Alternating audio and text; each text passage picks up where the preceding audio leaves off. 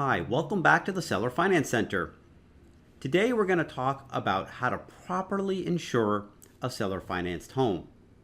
And we'll look at both a simple seller finance sale as well as a seller finance sale where we use a wrap mortgage, which can be a little bit more complicated.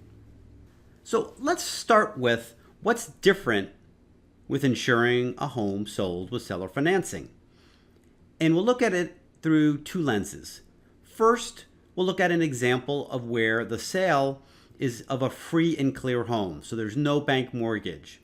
And then we'll look at another sale where there is a bank mortgage in place and where we'll utilize something called a wrap mortgage. So when you sell a free and clear home, that just means that the seller, the current owner before the sale, the seller doesn't have a bank mortgage. So they own the house outright without any liens or without any loans. And in that scenario, insurance is actually written up exactly like any other sale. The only difference is that the seller is the lender, because this is a seller finance sale. The seller is the lender rather than a bank or some other financial institution. Now, before the sale, the seller, who's the owner, is the insured party. And there is no lender, there is no lien holder, there is no mortgagee. So it's very simple. After the sale, the buyer becomes the owner. They have the title and they are on the deed. And they are the insured party. The seller is no longer the owner. They become the lender. And again, you'll see on insurance policies, lenders called mortgagees, lien holders, additional insured. You'll see all those different terms. So the seller takes on the role of what is traditionally a bank lender in terms of being a mortgagee or lien holder on that home, and they will show up on the insurance policy.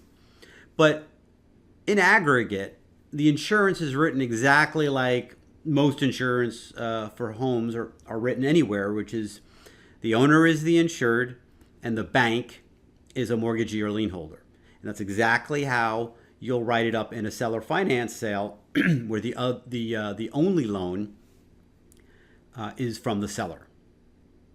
Now, when you do a sale with a wrap mortgage, it's a shade more complicated. And the main reason it's a little bit more complicated is because there are two lenders in place. There's the bank lender and then there's the seller finance lender. Let's start with how things look before the sale.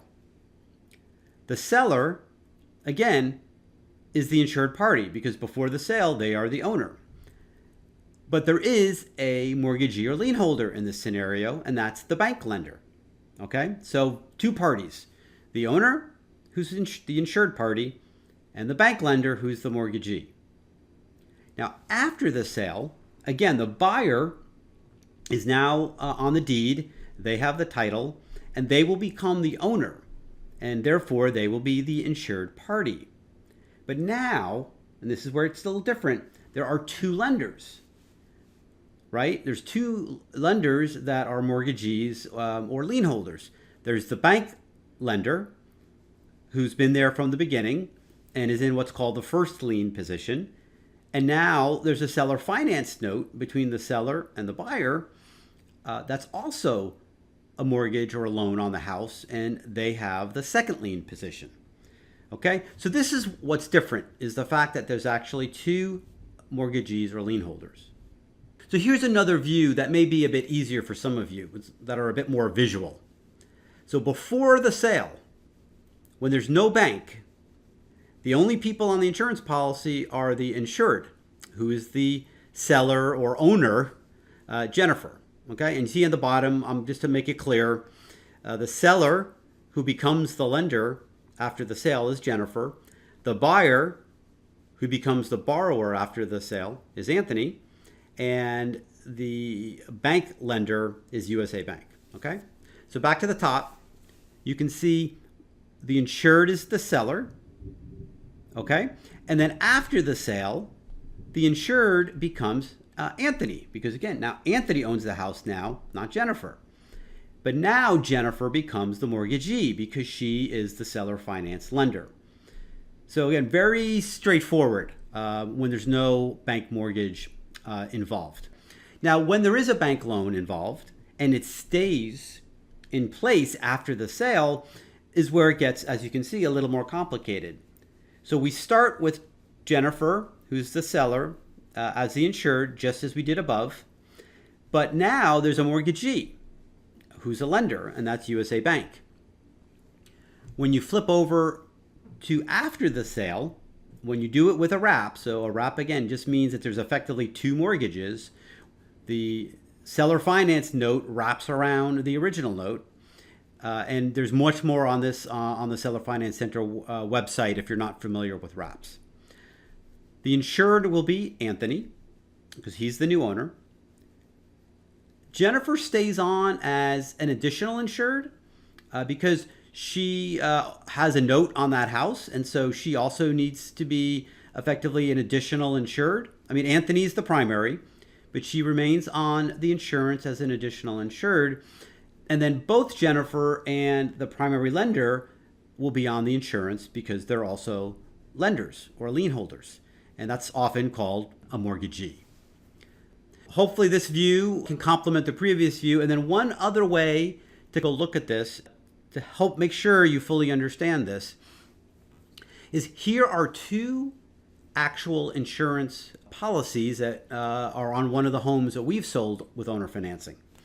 And I've grayed out the actual home information and the actual insured parties and lenders. So wherever you see a gray box, I've just kind of put in fake information for privacy purposes. But what you'll see is the insured is up here. So you see Anthony is the insured in both cases. So he's bought the house. He's on the deed. He holds title. So he's the insured. Okay, and you see that on both of these. And then down here is where they list mortgagees, additional insured, and lien holders. When there's no wrap, the only lien holder or additional insured is Jennifer. And there she is. With a wrap, when there's two loans, guess what? You see two lenders. You see USA Bank that owns the first lien, and you see Jennifer who holds the second lien. It sort of sounds complicated, but once you see it executed in this way, hopefully the basics of how you insure a seller finance home start becoming reasonably clear. A few special considerations that we should talk about for insuring wraps. One, the new owner, so in our example, Anthony, who has the deed, whose name is on the deed and is the title holder, should always be the insured party. I've seen people try to do seller finance deals where the seller wants to stay on as the insured party. That is not correct. It's going to cause problems when you have to make a claim, and it can cause issues if you're the owner and you need to make a claim and it has to go through the seller, and maybe the seller decides they don't want to give you the check. It causes a lot of problems. So the new owner, the person on the deed, should always be the insured party, in my view. The beneficiary of the banknote, in this case the seller, whose name is on that banknote, they need to stay on the insurance policy to avoid concerns with the bank lenders. If you know about the due on sale clause, and you can read more about that at the Seller Finance Center, you don't want to go out of your way to wave a flag in front of the bank. You've sold the home and there's a wrap loan in place.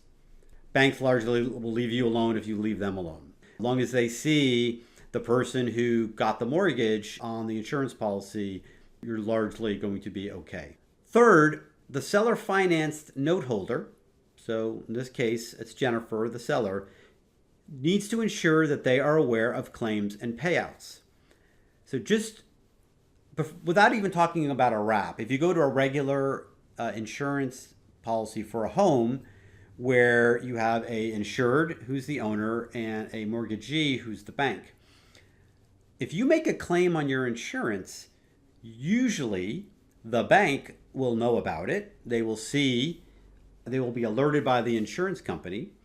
And when the insurance company cuts a check, they may also require that your bank signs off on that check.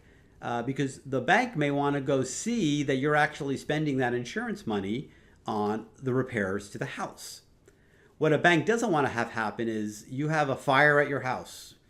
It's not habitable. The insurance company comes and they agree and they write you a $50,000 check to repair the house. And then the owner says, you know what? I'm going to take that $50,000. I'm going to put it in my pocket and I'm going to abandon the house. And then stop paying. And then the bank's got to foreclose to try to get the loan paid back. But they can't get even half the value of the house because it's burned down.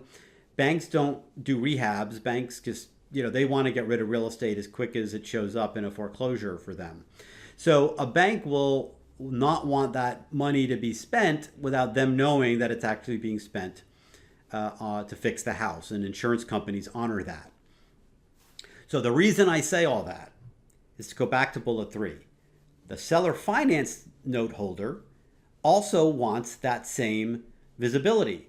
They need to be aware if the new owner has made a claim, and they need to be part of potentially co-signing that check to make sure that the proceeds are actually used to repair the house. The person they sold it to, again, doesn't take the insurance money, takes a walk, and leaves them with a home that needs repairs where they need to foreclose to get the home back, and then it's not enough to pay off the underlying mortgage, and now they're out of pocket to try to repair the house. Okay, so if you're listening to this and you're going to be a seller or a seller finance lender, you'll need to work around the deed of trust and how all the documents are written up to make sure that you have the ability to sign off on those checks. Hopefully that was helpful in understanding how to properly insure a seller financed home. We have a lot more information at our website at sellerfinancecenter.com, and we hope we'll see you back at the Seller Finance Center soon.